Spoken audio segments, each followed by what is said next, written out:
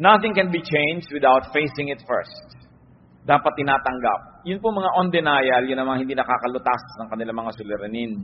Yung ikinukubli nila yung katotohanan at pinipilit nilang ibahin sa kanilang pagkaunawa, yung malinaw naman dapat at kitang-kita nila na may problema. Psalm 42 verse 6, My soul is downcast within me. Isang uri ng pagtanggap ng aking espiritu ay nalulugo-lugo. Sabi ko noon, ang aking espiritu ay nanghihina. Psalm 38, 6-8, I am bowed down and brought very low. All day long I go about mourning. My back is filled with searing pain. There is no health in my body. I am feeble and utterly crushed. I groan in anguish of heart. Napakalalim po at napakataas ng mga naabot ng emosyon ng Psalms. At kung atin pong nanamnamin yung mga damdamin na nandiyan sa mga tula na ito at mga awit na ito, ay hindi mahirap mag-identify sa mga kalagayan natin kung ito'y dumarating sa ating buhay. Kinikilala niya na sobrang daw akong napayuko, sobrang na ako naging na-humble, sobrang na akong nakuba sa mga problema at sa mga hirap na dinadara. Proverbs 14, 10 and 13, Each heart knows its own bitterness. Even in laughter, the heart may ache, and joy may end in grief. Isang malungkot na katotohanan. Subalit hindi kailangan sobrang maging malungkot dahil pwede namang maiba ang inuuwian ng ganitong mga kalagayan sa buhay. At ang tangi lang daw na yung may-ari ng puso, yung may katawan, yung may kalooban ng lubos na makakaunawa sa lalim ng kanyang mga kapighatian. Sa mga pait na kanyang dinaranas, walang pwedeng makishare nun. People can only approximate. So huwag po natin sinasabing, I understand. I know. We don't know how people feel. And we don't understand. Kuminsan yan ang pinakamadalas at pinakamadali na pagbaliwala sa pamamroblema ng isang tao. Naintindihan ko yan. Lilipas din yan. Mga pananalita na hindi naman talaga nakaka-comfort. Na gusto mong sabihin, hindi mo alam ang sinasabi mo, hindi mo nadaranas ang dinaranas ko, kaya huwag mong baliwalain ang aking nadarama. Kuminsan sa kagustuhan po natin magbigay ng comfort sa kapwa, we end up trivializing their sorrow. Na minamaliit natin yung malaki sa kanila sa panahon na yon. Tanging yun lang daw may-ari ng puso ang nakakaunawa, nakakabatid ng hapdi, ng pait na nadarama nito. At kahit daw sa kabila ng ating mga halakhak, ikaw na may-ari ng puso, nalalaman mo na may lungkot kuminsan kasama yan. Merong mga pangamba. Na kuminsan nagsasaya ka lang, kaya mga tao naglalasing, kuminsan nagpa-party, kuminsan nagwawala, nagkakalat. They're trying very hard to be happy or to appear happy or to sound happy because they know that they are not. Kaya sabi niya, alam niya yan, even in laughter, the heart may ache. Meron talagang nadarama ang isang puso at may mga kabigatan. Baliwala na ito ay itanggi. Dapat tanggapin mo, malungkot ako ngayon. I feel down and out. I don't feel nice. I feel low. I have such low self-esteem. Or I am sad, I feel dejected and rejected and alone. Yung pagkilala po niyan, isang unang hakbang na para tayo makaahon sa ating kinalalagyan. Another thing we do when we are down and out, limit your load. Kahit po mga tulay, makikita natin sa highway, load limit, 15 tons. Sa maliliit na tulay, 10T, nakalagay yun. Ibig sabihin, 10 tons, 10,000 kilos. Ang kaya lang dalhin ng tulay na yon. Laging may load limit. Kung may dala kayong carry-on baggage, sinusukat-sukat pa yan o lampas ka na sa timbang dahil ito lang ang iyong limit. At ang puso po ng tao may hangganan ng kaya niyang dalhin na pighati. Respect your load limit. Huwag tayong magpaka-superman or superwoman when we are not. Huwag nating pagmukhaing magaan kung hirap na tayo. Kailangan na bawasan ang pinapasan ng tao. Lalo't ang pinapasan ay kasalanan, hindi mo na madala-dala, kailangan magbawas ng mga kasalanan para gumaan-gaan ang ating nararamdaman. Psalm 38 verse 4, My guilt has overwhelmed me like a burden too heavy to bear. Wala na yatang bibigat pa na dalahin kesa sa guilt. Yung inuusig ka ng iyong budhi, napakahirap dalhin yan. At kung nilalasing mo ang iyong sarili, nililibang mo ang iyong sarili para malimutan mo ikaw nagigilty, lalo lang yan bumibigat. At kung tayo po ay nasa isang uri ng ginagawa natin na lalong nagpapabigat ng kalagayan, what is important to do is to get out of the game. Kailangan nakikita natin, ano ba yung source ng aking sorrow? Ano yung source ng aking mga pagiging down and out? Kailangan magbawas ako nito. Tanggalin ko ito o tumakas ako mula sa ganitong mga kalagayan. Ecclesiastes 11:10, so then, banish anxiety from your heart and cast off the troubles of your body. So sabi, kailangang pilitin mong bunutin mula sa puso mo yung mga nakatarak na mga balaraw. Hindi ang lagi mo na lamang na idolo ay ang Mater Dolorosa, no, na mayroong 7 punyal na nakatarak sa kanyang puso. Tingnan mo naman ang facial expression. Di ba talagang nagkanda bigat-bigat na? Hindi dapat yun gayahin. Hindi dapat na napakarami mong pinapasan. May mga tao po kasi meron silang ganyan may messianic complex. They think that they are the saviors of the world. Papasanin nila ang daigdig. Pero merong kaya ang tao at merong hindi na kaya. Kung meron tayong activity na sobrang stress ang ibinibigay sa atin, stop. Have a break. Have a vacation from it. Kung meron tayong mga relasyon na talagang stressful, putulin, wakasan, o bigyan muna ng recess, bigyan ng break. Kailangan isara ang pinanggagalingan ng mga nagpapahirap. The Arabs have a saying, close the door that brings in the draft. Yun daw, pinto na pinapasukan ng ambon, ng hangin, ng ulan na isara. At bakit pinto? Kasi wala mga bintana ang bahay nila. No? Sa Arabian Peninsula, the architecture there, wala talaga mga windows. So, ang isasara nila, pinto, sa atin, bintana. At tayo kasi may mga media agwa, bihira tayong tinatamaan ng ulan papasok sa bintana. Di ba? Pero sa kanila, basta umulan, kasi hindi kasama sa plano ng architecture nila, pasok agad sa bahay nila. So sabi nila, close the door that brings in the draft. Even the wind that you don't like. Mga kapatid, kung sakasakali, that you're feeling down and out, or you're about to feel down and out, i-identify nyo agad, saan nagmumula itong feeling na ito? Sino ang nagdadala nito sa buhay ko? Anong activity ko ang pinagmumulan nito? At agad-agad ninyong itigil, isara, bitawan, pagpaalaman, dahil hindi marapat na patuloy kayong magdala ng load, hanggang mag-break. Marami mga nagbe-break Kahit yung mga circuit breakers, may load lang dapat ang isang bahay na dinadala niya ng kuryente. Kaya tayo may fuse. Pag sobrang pumasok na kuryente, hindi kakayanin ng load, magtitrip ang fuse. Titigil sa pag-andar para i-protect yung bahay sa pagkakasunog. Ang katawan natin, may load yan ng pagod, kaya natutulog. Kaya itinutulog yan, kasi sinasabi ng katawan mo, tapos na ang load mo, hanggang dyan ka na lang. Ano nangyayari po sa mga nagda-drugs? Kadalasan 3-4 na araw walang tulog.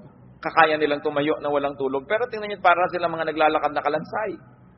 Kasi hindi talaga kaya ng katawan, artificial lang yung power. At lahat ng bagay na artificial, may bayad. May singil. Ang hindi ipinagpapahinga, ipagpapahinga mo rin yan. Kaya yung talagang ayaw magpahinga, nagkakaroon ng karamdaman. Wala nang magawa dahil talagang hindi na kayang bumangon. Babawi at babawi ang katawan sa mga utang natin sa Kanya. So what could be giving you load? Limit your load. You have to be kind to yourself. Another thing to do when we are down and out is to share your burden.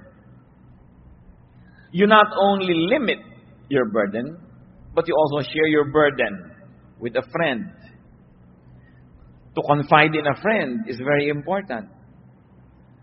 Napansin niyo po ba na kumisan maihingan niyo lang ang problema niyo sa isang napagkakatiwalaang tao kahit wala siyang ibinigay na payo, kahit hindi siya nagpautang, kahit wala siyang ibinigay na tulong, gumaan na? That's important to have friends. Friends divide our sorrow and they multiply our joy. Kaya pag tayo po may mga dinedevelop na mga friends, una, we enjoy the friendship. 2, they enjoy our friendship. And 3, if you have not yet relied on that kind of friendship, you are just saving for a rainy day.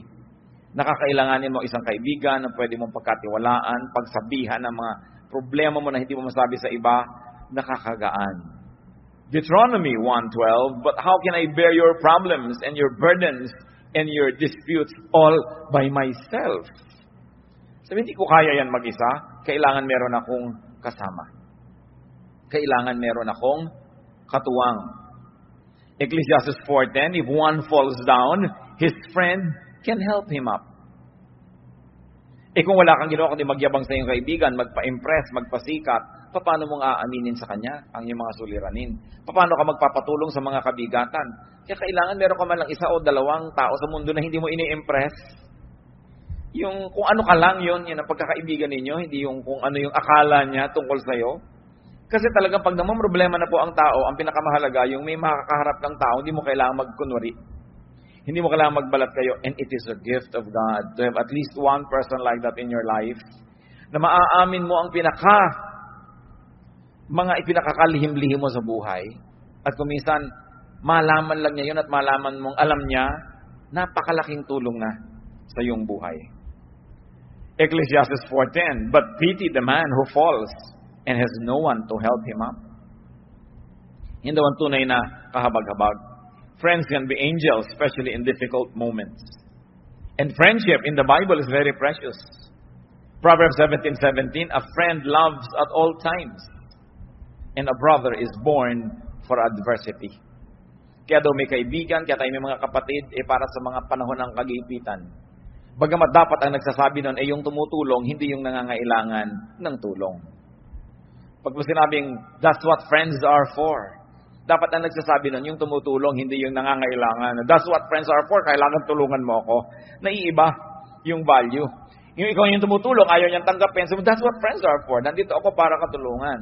Ang nagsasabi niyan po yung tumutulong. No? Hindi natin inuobliga ang mga kaibigan natin, that's what friends are for. Therefore, ay mumolestyahin kita. But a friend loves at all times. At kung minsan, ito po ang pinaghihinanakit ng mga tinatawag nating non-Christians, mga unchurched, mga hindi born again, sa mga kaibigan nila na born again.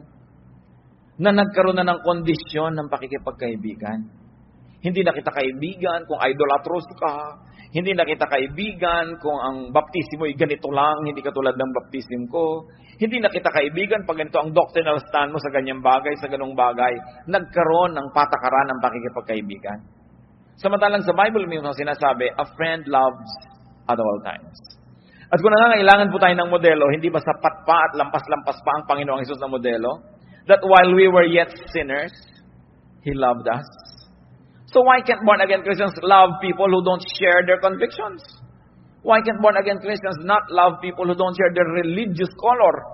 Nilalagyan natin ng patakaran. Dapat nga, mas kaya mong umibig. Mas kaya mong magmahal dahil meron kang Kristo sa iyong puso. Pero yung iba, kumikitid talaga ang isip. Akala lang ibig sabihin na maging born-again Christian, Bible-based Christian, evangelical Christian, maging judgmental. Na pagka hindi ka nakakaabot sa aking mga pamantayan na pang-religyoso, hindi ako makikipagmabutihan sa iyo. I will treat you like a pagan, like an outsider. Nababaligtad. Dapat ang Kristiyano, mas kaya nating umibig ng walang patakaran. Sapagkat yun ang pag-ibig ni Jesus sa atin. At yun ang pag-ibig na minodelo ni Jesus na dapat tularan ng lahat ng nananalig sa Kanya. Proverbs 27 verse 10, better a neighbor nearby than a brother far away. Aanin mo nga naman ang kapatid mo na talagang mamamatay para sa iyo, pero ang layo. So maraming panahon daw, higit lalong mabuti ang isang kaibigan ng isang kapitbahay na malapit kaysa isang kapatid sa laman na malayo naman. At sabi pa nga ng Proverbs 18:24, there is a friend who sticks closer than a brother. May mga kaibigang higit pa sa kapatid ko magmahal. At yun ang mga kailangan natin Bihirang-bihira na iiwan ka ng kaibigan mo Mas marami pa nga iniwan ng asawa kaysa iniwan ng kaibigan. Kaya hindi ibig sabihin na kayo nag-aasawa na wala na kayong kaibigan. Although your asawa should be your best friend, no? Pero kailangan may kinukultivate ka rin ng ibang friendships. Kasi pag nagka-problema ka ngayon sa asawa mo, kanino ka na ngayon sasandal? Kanino ka na ngayon tatakbo? Kanino ka nahihingi ng tulong? Kailangan ang tao hindi nagsasara ng mga pinto niya sa mga mahahalaga niyang relasyon, lalo ang pakikipagkaibigan. Pero, at ito'y napakalaking pero, yung mga dating yung kaibigan, no? Hindi niyo na dapat ipagpatuloy ang pakikipagkaibigan kung may asawa na kayo. At yung mga dating mga kaibigan, hindi na kayo dapat umaaten sa kasalan ng mga kaibigan ninyo na magpapakasal. Kasi day nila yun nang aagaw ka pa kuminsan ng eksena ng bride o ng groom dahil ipinaggigiitan mong yung sarili. Kasal nila, nandun ka. Nakaka-offend. At may mga nakita na akong ganyan. Kasal lang may kasal, nandun umupuesto pa at nangaagaw pa ng eksena. Alam na alam ng lahat, may kahapon sila na. pinagsaluhan ng isa doon sa ikakasal, tapos andun pa siya at gusto pang makisalo habang buhay. No? Kailangan lumalaki tayo sa lugar. But friends without the romantic connection must be maintained and kept. And they can give us balance also. So, make, have, and keep friends. Kung maglalagay tayo ng therefore sa mga pinag-uusapan natin, kailangan ng tao talaga may mga kaibigan. Mapalad yung mga tao na yung kalagayan nila sa buhay ay mas madaling makipagkaibigan. Kasi meron pong mga kalagayan na hindi ganun kadali na makipagkaibigan. Hinihingi ng inyong kuminsan ng mga tungkulin na maging mailap kayo ng konti sa mga tao dahil may pinangangalagaan kayo na integridad ng inyong mga tungkulin. Pero mas higit na mapalad yung mga hindi kailangan gawin yon sapagkat mas madali sa kanila ang makipagkaibigan. What else should we do when we're down and out? Get and receive help, which is what we have been talking about anyway. Kailangan ang tao tumatanggap ng tulong. Paminsan-minsan, hindi yan masama.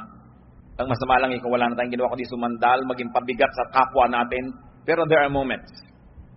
Job 16:20, my intercessor is my friend, as my eyes pour out tears to God. So kung sino ang nag-i-intercede for us, those who are praying for us, those who are standing between us and other people, are intercessors, they are friends. So how can we develop friendships? Help others when able. Isaiah 41:6, each helps the other and says to his brother, be strong. Napakahalaga nung nagtutulungan at nagpapalakasan at pinapalakas mo yung kapwa. Plant and therefore harvest good seeds. Habang gumagawa po tayo ng mabuti sa ating kapwa, dapat lang natin itanim sa ating isip na gumagawa tayo ng mabuti. Period. Pero alam din natin na ang Biblia rin ang nagsasabi na ang mga paggagawa ng mabuti meron ding kakambal na pag-aani. Pero ang napakasarap po na isa-isip habang gumagawa tayo ng mabuti sa ating kapwa, ipag-pray natin, Lord, ito pong tinutulungan ko, nawa kahit kailan, hindi ko kailanganin ang tulong niya. Hindi dahil mayabang tayo, kundi sabi natin, Lord, i-bless niyo po ako na lagi na lang akong tumulong ng tumulong sa kapwa. Magbigay ng magbigay. Kahit hindi na dumating pa yung panahon ako ang sisingil, ako ang nangangailangan dahil total, lagi mo naman akong binibless. Hindi masamang prayer. Kasi na-check din ang ating mga intention. Kasi kung minsan, tulong tayo ng tulong, yung pala dahil natutulungan din ito ko later, investment lang. Napakaganda nung tumutulong ka lang dahil gusto mo lang tumulong. Pero kahit pa nga, hindi ganun kalinis lagi ang iyong kalooban. Ang sinasabi sa Bible, pag may itinatanim, may inaani ang tao. So just always consider it. When you're doing good, you're just planting and planting and planting. If you are not able to harvest from the same person, the God of the Bible who says, what you sow, you will reap, will see to it that you will reap it from somewhere else, from someone else, basta darating at darating aani ng itinatanim. Kaya napakainan po mga kapatid, na gawing policy natin sa buhay. Kung tayo'y matibay, at anong ibig sabihin ng matibay? Yung hindi tutumba ka na, matibay ka lang, nakatayo ka, humanap ka lagi ng matutulungan. Magtanim ka ng mabuti. Sapagkat sa paggawa natin ng mabuti sa ating kapwa, una, ikinalulugod ng Diyos. At kung nalulugod sa iyo ang Diyos, paano ka naman malulugi? Number 2, nalulugod din sa iyo ang iyong kapwa. At generally speaking, ang mga tao naman ay marunong tumanaw at makaalala kung sakaling ikaw naman ang mangailangan. No? Bihira naman yung talagang lumilimot So, meron ka rin dyan ng mga benefit. At pangatlo, tuwing tumutulong tayo sa kapwa, lumalakas tayo. There is something miraculous about helping people, that when you keep on helping people, you become stronger and stronger and stronger. So that when the same storm happens to strike you, you are now well-equipped, not only to survive, but also to prevail. So plant good deeds. Galatians 6:7, a man reaps what he sows. Kung ano itinatanim ng tao, inaani. 2 Corinthians 1:3-4, praise be to the God and Father of our Lord Jesus Christ, the Father of compassion and the God of all comfort, who comforts us in all our troubles, so that we can comfort those in any trouble with the comfort we ourselves have received from God. Parang masyadong verbose, pero ang ibig lang sabihin, pag nagko-comfort ka ng iba, pag ikaw naman ang nangailangan, you will also be comforted. Either the people that you have comforted will comfort you back, or other people that you have not comforted will comfort you, or in any of the case, God will cause you to be comforted. Walang pagbibigay ginhawa sa kapwang nagigipit, walang pagbibigay tulong ang hindi sinusuklian ng langit. ng gantimpala. What else do we do when we are down and out? Seek God. Madalas, yun lang pala ang dapat gawin. Kasi nagiging paalala ng kalangitan sa taong nakakalimot yung mga kanyang pagiging down and out. Sometimes feelings of inadequacy and failure, even ill health, danger, are just reminders from God that we are forgetting Him. At ipanalangin natin na hindi na kailangan natin ng mga dramatic reminders from God para lang tayo magbalik loob at maalala siyang muli. Dahil talaga namang 99.99% ang taong nagigipit, nagkakasakit, nagkakaproblema, biglang nagiging makadiyos muli. Biglang nagiging relihiyoso na naman. Biglang nagiging madadasalin at gustong ipagdasal din siya ng iba. Biglang nabubuklat uli ang mga inaanay na Biblia. At biglang umaattend uli ng mga religious services na matagal na hindi sinisipot pag ang tao ay sobrang nagigipit. Kaya yung pagiging gipit din po mga kapatid, kung ang nagiging bunga ay nagbabalik loob tayo sa Diyos, yan man ay pagpapala.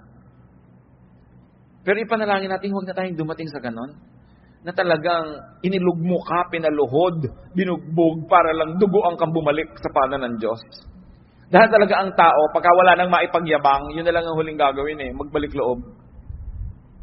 Humingi ng tawad at humingi ng habag. Napakasarap yung ang ganda-ganda ng buhay mo, ang ginahawa, tapos ang lapit-lapit mo pa sa Diyos. Yung hindi ka na kailangan magkaroon ng mga panganib at hirap para lang lumapit muli sa Diyos. So pag down and out po tayo, isa ring dapat nating isipin, baka paalala to ng Diyos na sobra na ako nagiging mayabang, sobra na ako nagiging makasarili, o iniaasa ko na ang kaligayahan ko at ang ikabubuti ng buhay ko sa kapwa-tao ko lamang at nalimot ko na yung Diyos, that God is no longer in the equation. Psalm 121 verses 1 to 2. I lift up my eyes to the hills. Where does my help come from? My help comes from the Lord, the maker of heaven and earth. Maganda yung picture nito sapagkat yun pong Jerusalem ay nasa ibabaw ng pinakamataas na bundok doon sa lugar na kinalalagyan niya. So yung pagtingin mo sa mga ibabaw ng mga bundok, kahit may mga ibang bundok ka rito sa pagitan mo at ng Jerusalem, pag tumingin ka dyan, lumalampas pa rin yung paningin mo, makikita mo pa rin yung ibabaw ng Jerusalem. At kung hindi mo man makita yun, imagine mong nandun yun, at naaalala mo ang templo, naaalala mo ang Diyos. So this is really a figure of speech. To lift up your eyes to the hills. Many people will lift up their eyes to the clouds or look at the rain. Some people can even remember God by looking into a microscope. Whichever helps you remember God, dapat meron kang ganung ritual sa buhay. Meron ting nakakakita ng maraming pagkain, naaalala niya ang Diyos. Meron naman at yung kikilo siya at malusog, naaalala niya ang Diyos. Dahil na ikukumpara niya nung siya halos malumpo, na hindi makalakad. Ngayon, ramdam na ramdam niya yung lakas niya, naalala niya ang Diyos. Ano pong nagpapaalala sa inyo sa Diyos? So this writer of the song says, I lift my eyes to the hills. What do you do? Physically, symbolically, to remember God. Mahalaga meron tayong ganun. So, kung meron po tayong mga panlulumo, if we're down and out, una nating isipin, may kasalanan ba ako sa Diyos? Meron ba akong dapat isuko? Meron ba akong dapat na ayusin? And repent if needed. Repentance lang palang kailangan. Pagbabalik loob lang sa Diyos, tapos bumalik na uli ang kanyang kalusugan, bumalik na uli ang kanyang kasiyahan. At kung hindi man bumalik yung kalusugan, hindi man bumalik yung kasiyahan o kayamanan, yung nagbalik loob ka sa Diyos, by itself is a prize. Hindi mo sasabing, Lord, nagbalik loob na ako sa inyo, o nasa na yung ginhawa, nasa na yung premyo, nasa na yung kayamanan. Sapagkat yung pagbabalik loob lang sa Diyos, mismo yun na ay isang gantimpala. Pero kadalasan may dagdag pa yun Kasi tayong mga tao, laging gusto nating may dagdag. Kung bumibili ka, laging gusto mong may dagdag. So dinadagdagan ng Diyos na nagbalik loob ka na by itself is a blessing. May mga kasama pa yan. Usually, nare-restore yung health, nare-restore yung negosyo mo, nagkakaroon ng kaayos na inyong buhay, nakakakita ka ng mga nasusukat, nararamdaman na mga patotoo na ang Diyos ay nalulugod sa iyo. Ano pong nangyayari sa isang taong alam na alam niyang may kasalanan siya, meron siyang mali, nagkakanda ganyan na yung buhay niya dahil sa kasalanan niya, pero nagmamaang-maangan pa siya? Ano nangyayari? Psalm 32, verses 3 to 5. When I kept silent, my bones wasted away through my groaning all day long. For day and night your hand was heavy upon me. My strength was sapped as in the heat of summer. Then I acknowledged my sin to you and did not cover up my iniquity. I said, I will confess my transgressions to the Lord, and you forgave the guilt of my sin. Napakagandang patotoo ito.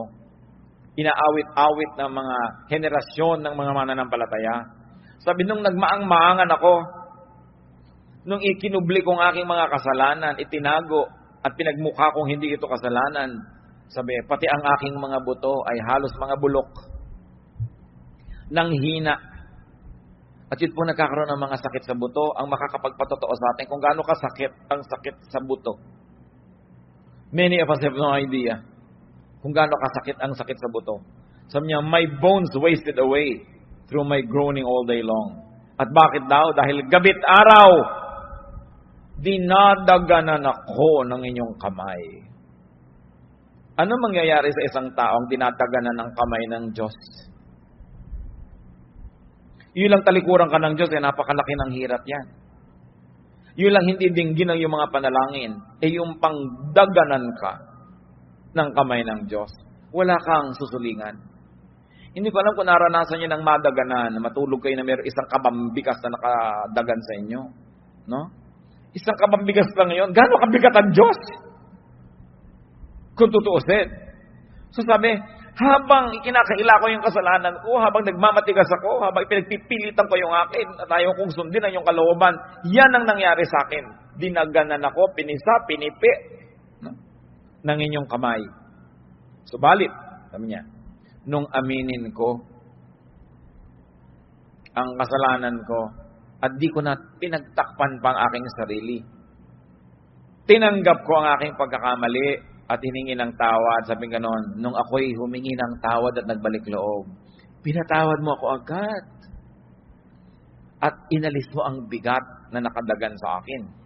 You took away the guilt of my sin. Yun ang bigat eh. Napakabigat. Bakit yung bigat ng loob, no? Hindi mo naman matimbang. Kahit sumakay ka sa timbangan, ang bigat ng loob mo, hindi naman nakukuha ng timbangan yung bigat eh. Pero alam mong napakabigat. At alam mo na kung ang gaan ang kalooban mo na halos magsayaw ka palaka dahil ang gaan. So ang sinasabi dito mga kapatid, bakit naman natin pinapatagal yung bigat? Lalo't kung alam naman natin ang pinagmumulan ni kasalanan.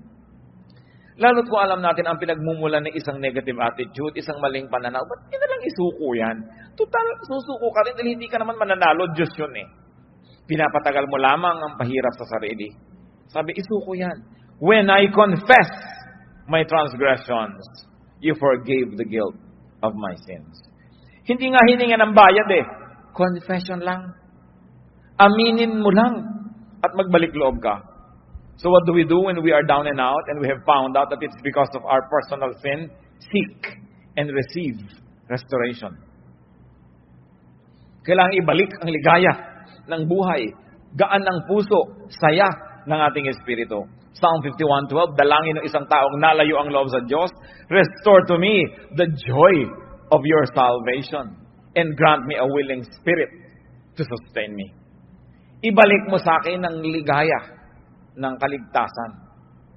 Kasi nawala ang saya. Pwedeng mangyari yan sa isang taong nakaranasan ng kaligtasan ng Diyos. Yung magkagiba-giba pa yung puso, magkalungkot-lungkot pa. Pero yan ay bunga ng napakatagal, sunod-sunod at buong tigas ng ulong pagsuway sa kalooban ng Diyos. That is when we are down and out. What about when others are? What do we do when others are down and out? When people are down and out, be compassionate. That's the first rule ever. Maging mahabagin. Colossians 3:12, as God's chosen people, clothe yourselves with compassion, kindness, humility, gentleness, and patience. Be compassionate with people. Hindi yan panahon para manisi. Hindi yan panahon para magpasikat. Nakita mo, tama ako. Kailangan ko ang tao down and out. We become kind. Nararamdaman lang ng tao na kailangan siyang maging mabait at mabuti. kung naranasan na niya sa kanyang buhay ng mga ilangan ng bait at buti ng kapwa. Kung naranasan niyo na pong ma-corner, wala kang kapiyok-piyok dahil corner na corner ka, ang tanging kailangan mo, kabaitan. Yung down na down ka, wala ka talagang maipagmalaki ni ano, ang tanging kailangan mo lang sa tao, kabaitan. Pag wala kang maibigay na excuse, dahil talagang obvious ang kamalian mo, anong kailangan mo? Kabaitan. Pero tayo po mga tao kadalasan, pag nakakita ng kahinaan, sinasamantala yon. O ano, gaganunin mo pa ngayon. Eto ka ngayon, lalapit-lapit ka sa akin. Ganyan ka pa. Hindi po ganyan na klaseng trato ang kailangan ng taong nagigipit. Kasi the heart knows its own sorrow. At napakabuti siguro, bagamat hindi ko idinadalangin na maranasan natin, pero maranasan din natin yung magipit, maging sobrang kawawa, para malaman mo na kailangan mo rin maging mabait. Para ma-realize mo ang halaga ng kabaitan. Kaya nakakalungkot ang isang taong tumatanda, nagkakaedad, masungit pa rin. Yung hindi pa rin maunawain, hindi mapagbigay, hindi mapagkandili, hindi mapagpatawad, kasi para namang wala siyang natutunan sa buhay niya. Para namang di niya naranasan ang mga hirap sa buhay. But Satan can always deceive us because bitter experiences can make us better. But bitter experiences can also make you bitter. Pipiliin mo lang, will I be bitter? Will I be better? Sa mga nararanasan kong hirap sa buhay, anong gagawin kong policy sa mga taong dumaranas ng ganitong hirap? And the true test of spirituality is in being kind. At yan po ay isang basic value ng kahit anong major religion sa mundo. To be kind to the weak. At yan ay pinrefect ni Jesus ang example. No? The woman caught in adultery. Meron pa bang higit na malaking kahihiyan kesa sa isang babaeng mahuli sa akto ng paggawa ng isang bagay na inuuri at sinusukat ng kanyang lipunan na pinakamasamang magagawa ng isang babae na huli sa akto, kinaladkad ng mga tao sa lansangan, walang kapiyok-piyok dahil caught in the act. Pero ang sabi ng Panginoon, o kung sinang walang kasalanan, di maunang bumato. Di ba musika sa tenga ng babae yun? Subukan ko nyo kung kayo yung babatuhin.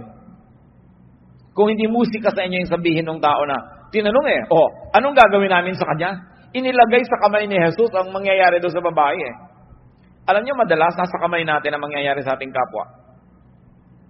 Kumisan kuya kayo ng isang pamilya, kayo tong breadwinner, may nagkamali, kumisan nasa kamay ninyo kung ano mangyayari sa kanya. Kasi yung opinyon, papakinggan ng iba Kumisan kayo yung tatay, kayo yung nanay, anong gagawin niyo sa isang taong ganun? Pinakita sa atin, Jesus, ang dapat gawin. Sabi niyo, yung mauna na yung walang pagkakamali. Kaya dahil doon, walang naglakas loob bumato. Kailan nyo ibinibigay yun? Kailan natin kakailanganin yun? Remember, what you sow is what you reap. Napakahalaga na iniisip niya. Kaya ang ating beginning na verse you don't know what a day may bring forth. Be kind, because you don't know when you might be the recipient of the same kindness. So when people are down and out, be compassionate to them, communicate with them. Ang isang napakahirap na mangyari sa isang tao pag siya down and out ay yung ma-isolate. Yung nag-iisip siya, hindi kaya ako tinatanggap ng mga tao, ipinupuwera nila kaya ako sa kanilang buhay. Communicate with them. Yung mga talunan, communicate with them. Kasi iniisip nila, meron pa kayang tatawag sa akin, may magte-text pa, natalo ako sa eleksyon, natalo ako sa contest, natalo ako sa kahit ano pa man. Dahil siyempre maraming bumabati sa nanalo, doon sa natalo. Meron pa bang bumabati dyan? Communicate. And when we communicate, we're saying, I'm here, I'm available, I am willing to help. Galatians 6:2, carry each other's burdens, and in this way you fulfill the law of Christ. So be kind-hearted, be gentle. Ephesians 4:2, be completely humble and gentle, be patient, bearing with one another in love. maging mapagpatawad, mapagpaumanhin, at pairalin ang pag-ibig. Another thing we do when people are down and out, be reachable. Be available to help. Job 6:14, a despairing man should have the devotion of his friends, even though he forsakes the fear of the Almighty. Nakita niyo sinasabi ni Job? Kahit pa hindi ako matakot kayo sa Diyos, kahit magreklamo ako sa Diyos, kahit hindi ako maging makad-Diyos, kahit ano pa pagsasabihin ko dito, kaibigan ko kayo. Dapat bigyan niyo ako ng inyong katapatan, ng inyong debosyon. Kita niyo yung sabi niya, a despairing man should have the devotion of his friends, even though he forsakes the fear of the Almighty. At dito, bumabagsak yung maraming mga Christians. Pagka nagkaroon ng despair, sasabihin na agad, kasalanan mo yan. Dapat talaga mangyari sa iyo yan. No? Yung iniisip natin, dahil ang tao may kasalanan, dapat mangyari sa kanya yon. That's already the position of a judge. At ang sabi sa atin, judge not. Ang inuutos lang sa atin, merong nangangailangan ng tulong-tulungan mo without passing judgment. Let God be the judge. Total, God naman talaga ang may alam ng lahat. Siya ang nakakaunawa ng lahat, so hayaan natin yung paghuhusga sa Kanya. Ang gawin natin, yung inuutos sa atin, to be compassionate. And when people are down and out, do not preach. It's not the time to preach. Do not moralize or judge or persecute. Kailan po tayo dapat nagpipreach? Before a disaster. Before people commit a mistake. Tinuturuan natin, binibigyan natin ng mga paalala, ng mga example, encouragement. Pero oras na sila'y nagkamalit na dapana, ang susunod na gagawin na natin is compassion, kindness, love, support, para makarecover ang tao. Hindi preaching. Sabi sa Ecclesiastes, there's a time for everything and a time for every activity under heaven. So there's also a correct time for preaching. Dahil kung yung tao down and out, hindi nakikinig yun. Preach ka ng preach. Nakikita niya gumagalaw yung bibig mo pero wala yan nadidinig. Kasi ang laman ng puso niya, yung kanyang pighati. Job 6:24-26, teach me and I will be quiet. Show me where I have been wrong. How painful are honest words. But what do your arguments prove? Do you mean to correct what I say and treat the words of a despairing man as wind? Ano pa yung context nitong si Job? Nung siya ay dinapuan ng kotak-kotakot na dilubyo sa buhay, bagamat alam natin siya ay mabuting tao sapagkat siya dumaan sa pagsubok. May 3 siyang matatalik na kaibigan na naglakbay ng malayo para makiramay sa kanya. At napakaraming araw at gabi ang lumipas na umupo lang sila doon kasama ni Job, walang kakibo-kibo, nakikiisa sa kanyang pighati. Subalit, matapos ang ilang araw, nagsimula na silang magsalita, isa-isa, walang humpay, taking turns. At isa lang ang sinasabi nila kay Job. Nagkaganyan ka, siguradong may kasalanan ka, aminin mo na. Yun lang ang sinabi nila, pagkahaba-habang poetry, basahin mo, ang daming mga stanzas, pero yun lang, hindi pwedeng magkaganyan ka kung righteous ka. Siguradong may mali ka. Anong malay nila? Alam na alam natin because the Bible writers tell us that Job went through a trial. Anong malay mo kung isang tao very righteous pala and going through a trial? Ba't mo i-judge? Kaya sabi nitong si Job, napakasakit na inyong mga salita. Ano ba ang gusto niyong gawin ngayon? Ituwid niyo lahat ng mga sinasabi ko at baliwalain niyo ang lahat ng aking mga pangangatuwiran. Ang ipinagpipilitan ninyo, dapat mangyari sa akin to dahil meron akong kamalian. At marami po ko alam mga kapatid, mga Christian na naman, pupunta sa may sakit na malubha. Kawawa ka naman, sister, ito ang pinya, o ito ang ganito, ito ang ganyan. Mamaya, sister, baka naman may dapat kang i-confess. Wala, bakit ka nakaganyan? Kung hindi ka may kasalanan. Mamaya talaga inuusig-usig na niya yung nakahiga doon. Mabuti pa, di nila siya dumalaw. Kasi, kung totoong may kasalanan yung tao, hindi na siya kailangan paalalahanan. Alam na niya yun. At kung kayo may sugat, gusto niyo bang dinudot-dot po, may sugat ka, ito yung sugat mo, didiin mo pang ganun. Hindi mo kailangan yun, sensitive ka na nga. Ang kailangan mo ay kabaitan ng tao. At hindi ko man naging mabait sa'yo, ay magpapalusot ka na sa Diyos.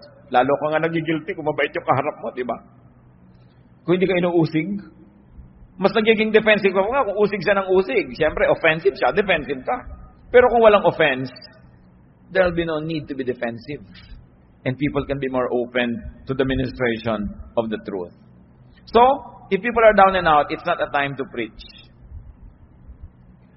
Mga kapatid, kung magpipreach kayo sa isang taong nagkamali na, ibig sabihin, hindi kayo nag-preach bago siya nagkamali.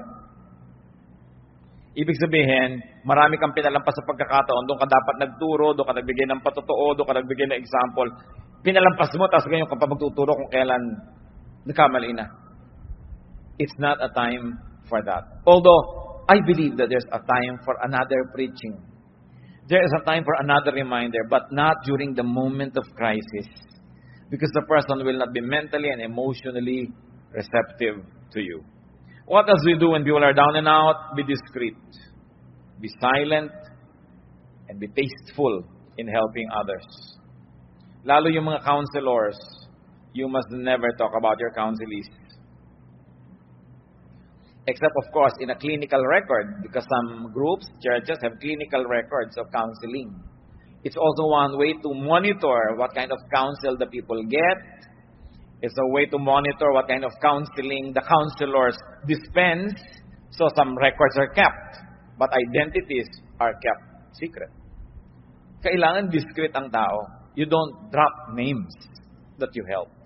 Matthew 6:3-4, but when you give to the needy, do not let your left hand know what your right hand is doing, so that your giving may be in secret.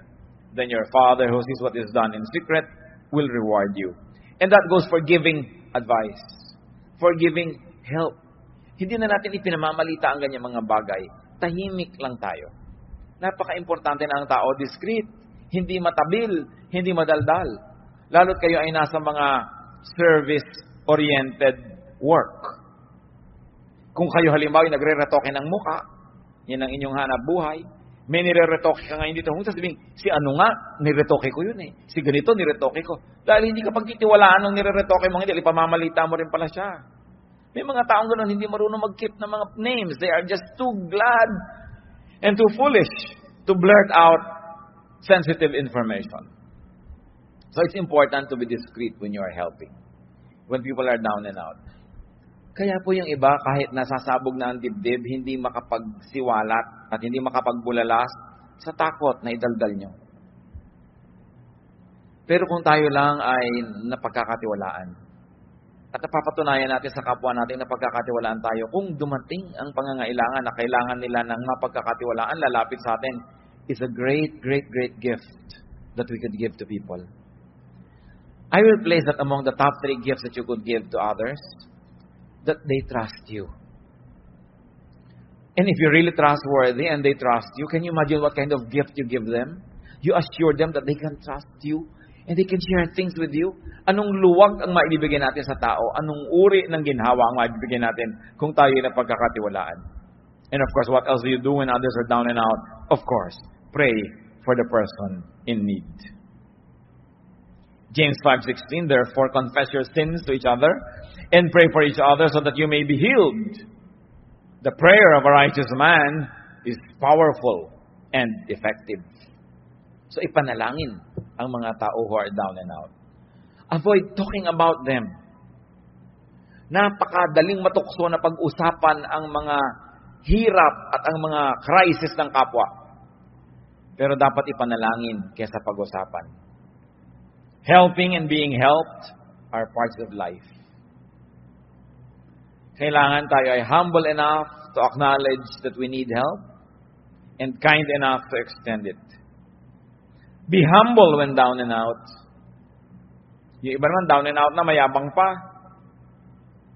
Hindi tuloy-tulungan ng kapwa. Gusto pa ng kapwa tuloy makita lalo pa siya magkabuwal-buwal para maging humble. So be humble when down and out. Be humble when not down and out. In fact, be humble when strong, because you don't know what a day may bring forth. Life is a mist. Life situation can change in an instant. Proverbs 27:1, do not boast about tomorrow, for you do not know what a day may bring forth. Ano ang magandang pamantayan kung paano tayo makikitungo sa mga down and out? Simple lang mga kapatid, kung paano nyo kayo gustong pakitunguhan kung kayo ang down and out. Ganun lang. Paano nyo itatrato yung mga anak ng kapwa nyo na nagkamali? Simple. Paano nyo gustong itrato ng ibang anak nyo? Kung yung anak nyo ang nagkamali. Paano nyo itatrato yung mga nadapa? Simple. Kung paano nyo gustong maitrato kung kayo yung madapa. Be kind and gentle. Be ready to help and be willing to be helped. Aming Diyos, salamat sapagkat kayo yung Diyos na nagtuturo ng mga maraming mga praktikal na bagay sa buhay. Na bagamat ang buhay na ito ay maaring mapuno ng mga hirap, mga pagsubok, pasanin, hindi naman nawawala ng tulong na available from you and from your teachings. Turuan niyo kami, Panginoon, na maging mabait sa aming kapwa, maging sa aming sarili. Magbawas kami, Panginoon, na nagpapabigat sa aming buhay. Turuan mo kami ngayon, Panginoon. Yumuko tayo sa presensya ng Diyos. I like to pray. I am moved by the Spirit to pray. Nais ko ipag-pray ngayon ang mga kapatid natin sa ating pagbubulay-bulay at pag-iisip, lalong naging malinaw sa inyo, na meron kayong mga pabigat sa buhay na kayo rin naman na may kagagawan. O kung di man kayo ang diretsahang may kagagawan, pinapayagan nyo kasi kaya kayo nabibigatan. Pero ngayon, gusto nyo na gumaan ang inyong dala. Kung ngayon nagpapasya kayo, natitigilan nyo na ang paglalagay sa sarili nyong likod ng mga pabigat, o kaya di na kayo papayag na pabigatan pa kayo ng mga iba o ng mga sitwasyon.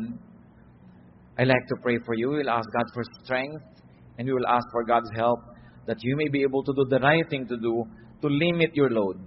Kung kayo ito, kasi sabi niya, ako'y may kagagawan, kung ba't marami rin ako mga dalahin, pero ngayon gusto kong gumawa ng commitment na gagawin ko na kung ano ang magagawa para mawala ang pabigat na ito. You want to make that commitment, we'll ask for strength, we're going to pray. Salamat sa Diyos dahil kumikilos siya sa ating mga puso. Para ano pa tayo dinig mo ang salita ng Diyos? Dala mo na naman ang dala mo mga pabigat, parang walang narinig. Parang hindi tinablan ng salita ng Diyos. Hindi nakakahiyang sabihin sa Diyos na, Diyos ko, responsible din ako kaya marami kong dala. So ngayon sabihin ko, Lord, with your help, titigilan ko na. Ayoko nang payagan ang ganito mga bagay. Hindi na ako lilikha ng sarili kong mga pabigat o kaya titigilan ko na ang pagpapabigat sa akin na gawa ng iba. Heavenly Father, muwa po kayo, Panginoon, na isang himala. Bigyan nyo ng kakayahan ang mga anak mo na gawin ang dapat gawin. Kung sila ang may kagagawa ng sarili nilang mga kabigatan, turuan mo ng gagawin para matigilan ito, O Diyos. Lalong-lalo kung alam na naman ang dapat gawin, ang ibigay nyo, Panginoon, isang matibay na pasya na itigil ang mali at gawin ang tama para mawala ang mga pabigat na sila mismo naglalagay. At kung sa pagtayo ng iyong mga anak, meron namang ang kabigatan galing sa iba, pero pinapayagan nila. Ang kahulugan ng pagtayong ito, Panginoon, na ayaw na nilang payagan ito, they will say no. Kailangan ng paninindigan, ibigay mo, O Diyos, ang tibay ng loob, tapang at lakas na tumanggi sa impluwensya ng ibang tao, sa impluwensya ng masasamang espiritu, sa impluwensya ng mga kalagayan na labas sa kanilang katawan at labas sa kanilang kapangyarihan. But to resist, you have said it, O God, resist the devil and he will flee from you. By standing up, many of your children would like to resist the work of the devil in their lives. O Lord, give us the wisdom to know specific steps, what to do and what not to do, para huwag payagan ang patuloy na pagpapabigat sa buhay na galing sa labas. Ang pagtayong ito, Panginoon, napakasimpleng gawin ng isang katawan, subalit isang sagisag ng pagkilalang kailangan ng iyong kapangyarihan. Igawad mo, Diyos, ang kapangyarihan, karunungan, kaliwanagan na kailangan ng iyong mga anak para mapagaan ng mga buhay mula sa mga sariling kagagawan o kagagawan ng iba. Tanggapin niyo ang hinihiling niyo sa Diyos na kalakasan at patuloy tayong yumuko sa presensya ng Diyos. Pray in silence and may the Spirit of God minister to each one of us.